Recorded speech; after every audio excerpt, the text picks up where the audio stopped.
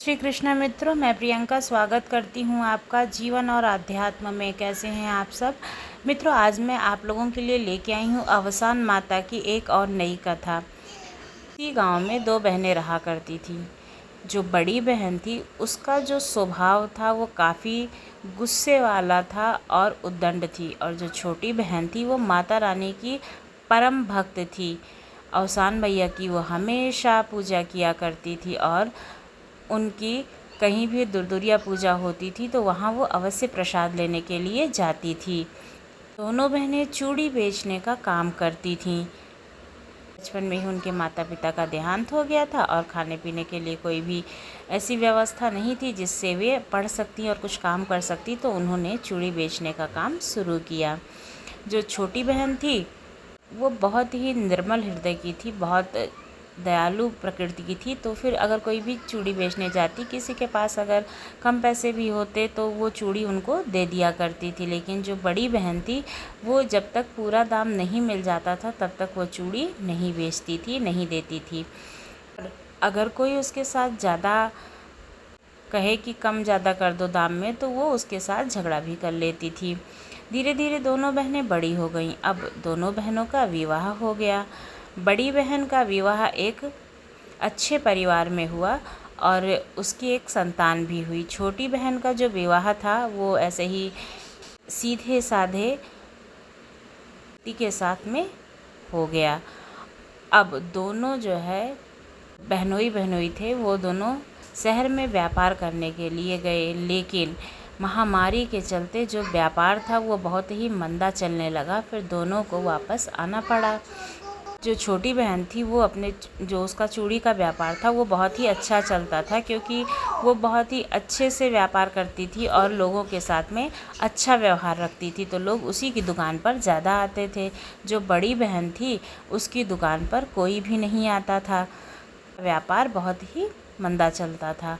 अब जब उसके पति भी व्यापार जो है वो बंद हो गया तो उसके खाने पीने के लाले पड़ने लगे। वहीं जो छोटी बहन का व्यापार था वो अच्छा चलने लगा, और उसका व्यापार जब अच्छा चल रहा था तो उसके घर की व्यवस्था भी अच्छी थी। इधर जो छोटी बहन थी वो पूजा पाठ भी मन से करती थी, माता रानी की हमेशा सेवा सहाय करती थी।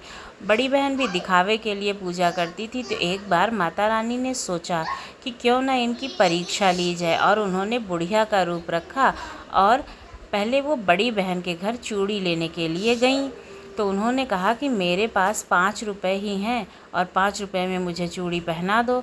तो जो बड़ी बहन है उसने डांट के भगा दिया। उसने कहा कि अगर हमारे पास 5 रुपए की चूड़ी होती तो हम तुम्हें दे देते, लेकिन हमारे पास 5 रुपए की कोई भी चूड़ी नहीं है। तुम्हारे पास कुछ पैसा तो होना चाहिए, तुम चूड़ी पहनने हमारे यहाँ कैसे आई? तुमने सोचा भी कैसे कि 5 रुपए की चूड़ी मिल जाएगी? और उसे भगा दिया।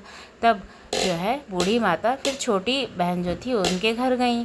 दरवाज़ा खटखटाया तो वो निकली, बोली कि क्या हुआ माता, आप इतनी मतलब गर्मी में धूप में किलकिलाती आई हैं, क्या काम है? तो फिर बोली कि हमें चूड़ी 5 रुपए की चाहिए, ज़रूरत है, पहनना है, चाहे मुझे 2-4 चूड़ी ही दे दो। तो वो बोलती है कि 5 रुपये आपके पास हैं तो कोई बात नहीं है। उसने 5 रुपये लेकर के 1 दर्जन चूड़ी दे दिया कि जाओ आप पहन लो और अपना पूजा पाठ कर सको, क्योंकि उसको पूजा पाठ के लिए वो चूड़ी चाहिए थी। तो उसने दे दिया माता रानी के नाम पे। फिर इसके बाद में वो चूड़ी लेकर के वहाँ से चली जाती है। फिर कहती है कि तुम्हें हम चूड़ी का दाम अवश्य देंगे। फिर दूसरे दिन वहाँ पर एक छोटा सा लड़का आता है, और लड़का जो है क्या कहते हैं कंगन लेके आता है और कहता है कि जो चूड़ी कल लेके गई थी हमारी अम्मा, उसके लिए हम ये कंगन लेके आए हैं, ये कंगन तुम रख लो उस चूड़ी का दाम। तो वो बोलती है कि कंगन का क्या करना है, जो चूड़ी का दाम दे गई थी अम्मा तो हमें ज़रूरत नहीं है। लेकिन वो बोलती है कि नहीं, अम्मा ने कहा है कि ये दे करके ही आना। तो फिर वो रख लेती है। अब वो जैसे ही जो है क्या कहते हैं अपनी चूड़ियों में रखती है, वैसे ही उसकी जो जबिया होती है चूड़ी वाली वो एकदम से भर जाती है। आश्चर्य देख करके वो बहुत ही खुश होती है।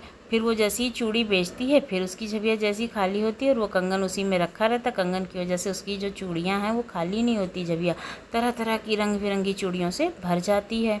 अब उसकी जो बड़ी बहन है वो सोचने लगती है कि इसका व्यापार तो खूब अच्छा चल रहा है, इसके पास तो खूब रंग बिरंगी चूड़ियाँ हैं, आखिर इसका कारण क्या है?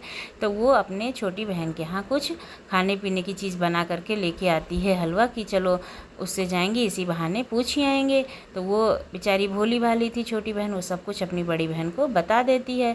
तो उसकी जो बड़ी बहन होती है कहती है कि ये जो चूड़ियाँ हैं इस पर मेरा अधिकार है, क्योंकि पहले वो जो बुढ़िया थी वो हमारे ही घर आई थी।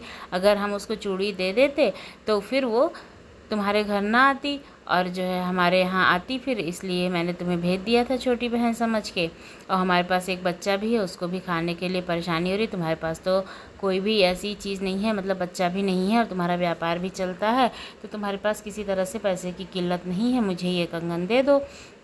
छोटी बहन जो है वो भाई बड़ी बहन के बहकावे में आ गई और उसने वो कंगन दे दिया अपनी बड़ी बहन को कि चलो अभी इनका भी परिवार सुखी संपन्नता से रहने लगे, इनको भी खाने पीने की चीज़ें उपलब्ध हो जाएं, इसलिए उसने दे दिया। बहन तो दयालु ही थी भाई, तो उसने दे दिया बड़ी बहन को। अब वो जैसे ही ले गई अपने भरे जाबे में चूड़ियाँ में रखा, वैसे ही उसकी सारी चूड़ियाँ जो हैं वो टूट गईं। अब उसने सोचा कि शायद हमारी झबिया पुरानी थी इसलिए ही ये टूट गई हैं। तो उसने फिर से अपनी नई जो बची चूड़ियाँ थी उसको नई झबिया में रख के उस कंगन को रखा कि हमारी झबिया भी भर जाएगी नई नई चूड़ियों से रंग बिरंगी और हम जा कर के उसको बेचेंगे।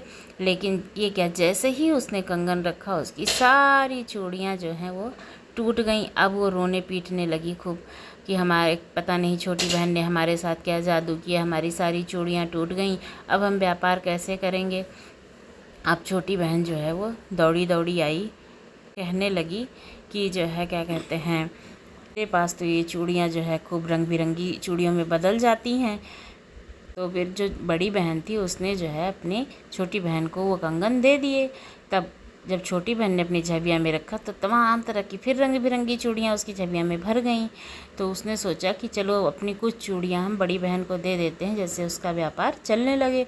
उसने अपनी झबिया से निकाल करके बड़ी बहन को चूड़ियाँ कुछ दे दी। अब उसका भी व्यापार धीरे धीरे थोड़ा बहुत तो चलने लगा और माता रानी की कृपा से छोटी बहन का व्यापार बहुत ही बड़े तरीके से एकदम चलने लगा और वो नगर में उसकी चूड़ियाँ बिकने लगी, यानी कि उसकी चूड़ियाँ इतनी प्रसिद्ध हो गई कि देश विदेशों में बिकने लगी माता रानी की कृपा से।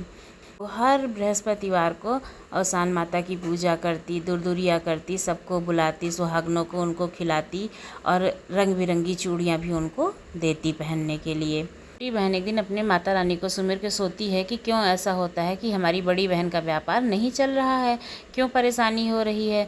तो माता रानी ने उसे सपने में दर्शन दिए कि जो तुम्हारी बड़ी बहन है वो पूजा पाठ नहीं करती, हमेशा सबका तिरस्कार करती रहती है, इसीलिए उसका व्यापार मंदा चलता है और चलता नहीं है। तो छोटी बहन ने अपने सपने की बात जा करके बड़ी बहन को बताई। अब दोनों बहनें अवसान माता की खूब पूजा पाठ करने लगी, दोनों बहनों का व्यापार चलने लगा। तरह से जो माता रानी की पूजा करता है, आराधना करता है, उसकी माता रानी सुनती हैं, उसका व्यापार चलता है, उसका घर उन्नति से भर जाता है। बोलो माता रानी की जय।